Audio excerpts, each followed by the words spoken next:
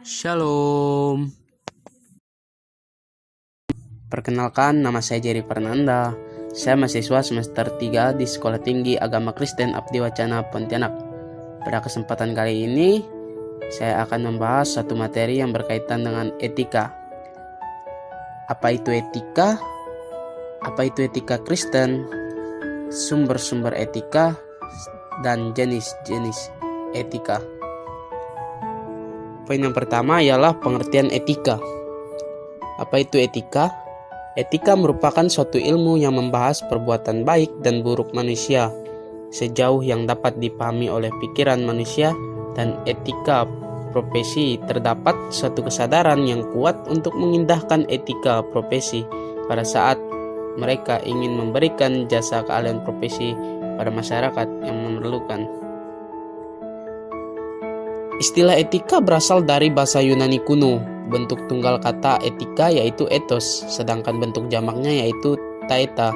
Ethos mempunyai banyak arti, yaitu tempat tinggal yang biasa, padang rumput, kandang, kebiasaan atau adat, akhlak, watak, perasaan, sikap, cara berpikir. Sedangkan arti taeta yaitu adat, kebiasaan. Nah, contoh-contoh etika itu sendiri bukan lagi sebuah hal yang jarang kita jumpai, namun sering kali kita jumpai. Contohnya itu seperti sopan santun. Ketika ada orang yang lebih tua, kita harus mengucapkan kata permisi atau numpang lewat. Itu merupakan satu bagian dari etika. Nah, yang kedua yaitu tegur sapa. Membudayakan tegur sapa menunjukkan bahwa jati diri kita itu sebagai orang yang ramah terhadap lingkungan dan sekitar kita. Nah, kita lanjut yang kedua yaitu etika Kristen. Apa itu etika Kristen?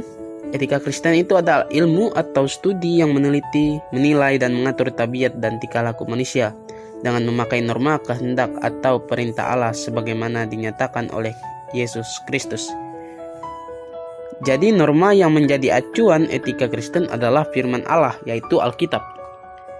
Ya, ini seringkali kita lihat atau kita dapati bagaimana etika itu berkembang dalam kehidupan orang-orang yang beragama, terkhusus orang-orang Kristen, di mana pada waktu dulu mungkin mereka tidak hidupnya sembarangan atau tidak terikat oleh aturan. Namun karena mereka didasari oleh etika Kristen, maka mereka punya kehidupan rohani yang baik, yaitu taat, rajin berdoa, selalu mengucap syukur, selalu memiliki kasih kepada sesama.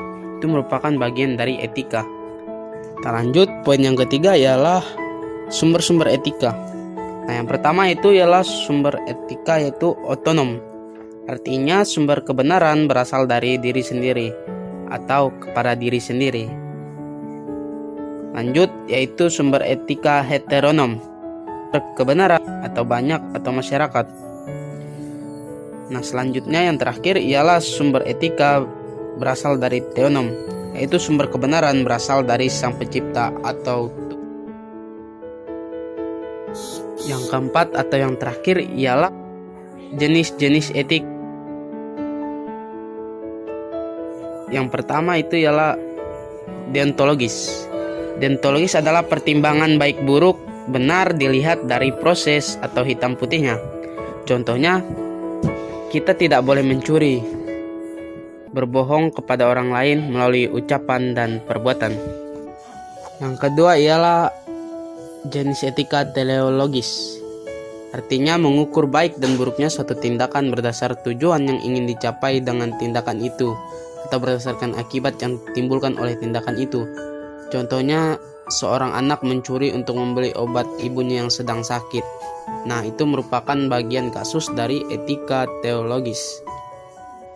Yang ketiga ialah jenis etika prima facie. Artinya melakukan kesalahan, tetapi jika tidak melakukan kesalahan lebih salah.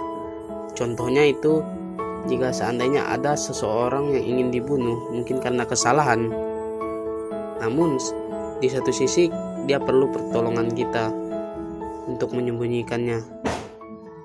Tapi pada dasarnya kita bersalah karena menyembunyikan orang yang salah. Tapi jika kita tidak lakukan, kita merasa bersalah karena kita mempunyai tanggung jawab untuk menyelamatkan atau mengasihi sesama kita. Nah, jadi demikian. Itu merupakan contoh dari jenis teologi etika prima facie. Jadi sekian pembahasan kita pada kali ini. Kiranya Tuhan Yesus memberkati. Shalom.